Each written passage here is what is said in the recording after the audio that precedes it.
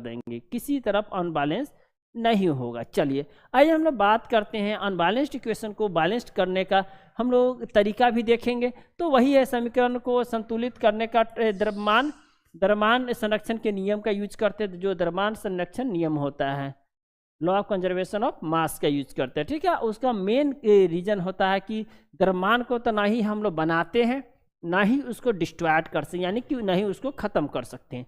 Pen को देखने में दिक्कत हो रही है तो इसको हम चेंज कर लेते हैं। चेंज कर ले तो ये कलर दिख रही है, चलिए यही कलर बढ़िया है। चलिए हम लोग द्रव्यमान के नियम को संरक्षण को देखें तो ये होता है। ठीक है, अब देखिए, और ना ही उसको नष्ट किया जा सकता है और ना ही उसको बनाया जा सकता है, सिंपल से ही है। इसीलिए हम लोग क्या करते हैं, बैलेंस करते हैं। आइए हम लोग इक्वेशन को बैलेंस करते हैं। चलिए बहुत ही बेहतरीन जो कि इक्वेशन है उसको हेल्प आती, जो इक्वेशन को एग्जाम्पल की मदद से समझेंगे।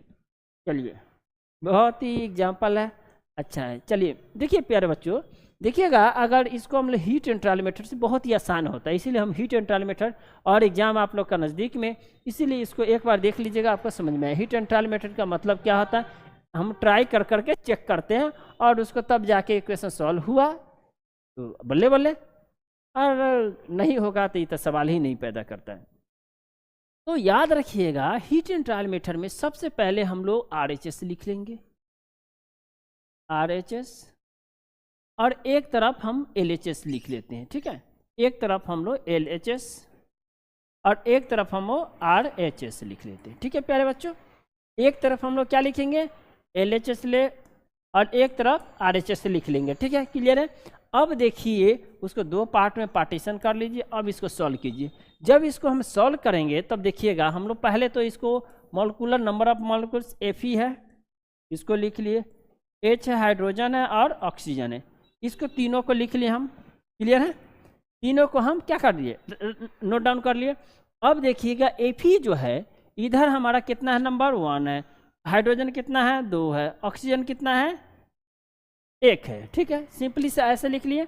अब देखिएगा इसको हम क्या करेंगे, राइट साइड का भी ऐसा लिख दें, ये आपको छोटा सा होना चाहिए।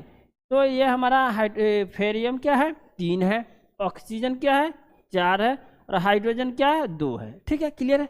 अब देखिएगा तो इसमें बैलेंस्ड कौन दिख रहा है, कोई नहीं दिख रहा है, अनबैलेंस क्या दिख रहा है, सब अनबैलेंस है। तो इसको बैलेंस करते करते heat and trial method use करते हैं।